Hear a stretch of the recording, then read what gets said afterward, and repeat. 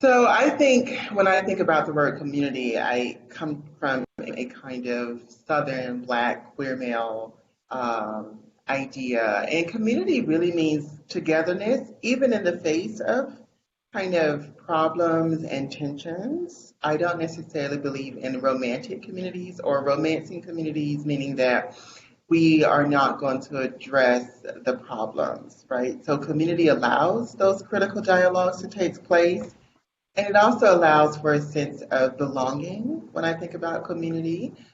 Even though I have not lived down south for many years now, when I go home, I always feel like I belong there. And even when I was at Michigan and Madison and here in New York, even though I'm still struggling to find my communities, I still sense that they're out there and I can see them working together in those ways, right? So I know what pride is like a time of celebration, a time of getting together. And I know the history of why it emerged out of this concern that there was the AIDS pandemic killing off people and people were ashamed. I still don't necessarily participate in many pride events myself.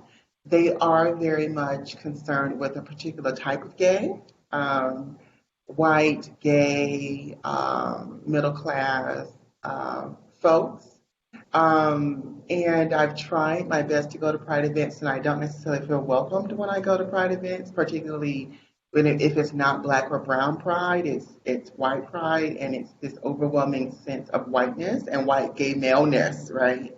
That makes me a little uncomfortable because it's like, if for me, when I do go to pride events or the few that I've attended, it is this narrow focus, is uncritical, and it's romantic. It's the romanticization of gay cosmopolitan culture that I don't necessarily um, gel with.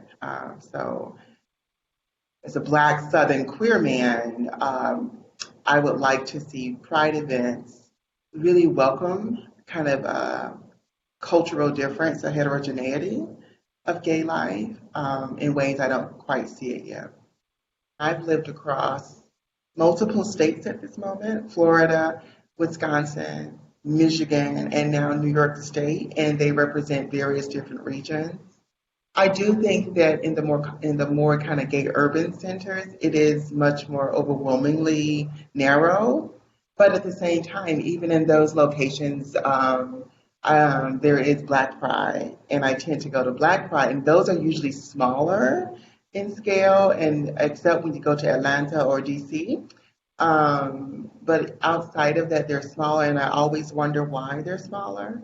But nonetheless, I enjoy them. So I don't necessarily know if it has to do alone with geography, but it could very well be for someone else.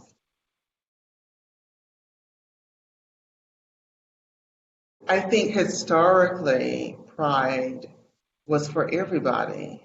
Even in the history of pride, there were problems. I do think that it's still the sense that everyone is welcomed, but we have to be careful about being welcomed and being included into Mm-hmm. something. Anyone can be welcomed to the neighborhoods in Chicago, but the people who are there may not include them in festivities. So you'll still be kind of marginally abstract included into something. I remember when I went to a gay bar in New York City a few years ago, and I'm a dark skinned man, so colorism in the gay community is a thing as well. And my friend who I went with, the bartender, this white bartender, at a predominantly white gay bar, charged my friend much less than he charged me. And I was with my friend, and my friend told me, well, he's only going to charge you this, so here's the 20. And the bartender charged me over $20 for a drink. And I was like, no, no, my friend just bought this drink for this amount of money. And I was very furious. And I remember being very furious about it because it was the first time in me going to a bar in New York City being treated that way during a time period or a moment where everyone is supposed to feel welcomed. So they can welcome you and still take your dollars and still not include you based on color or race or anything of that nature.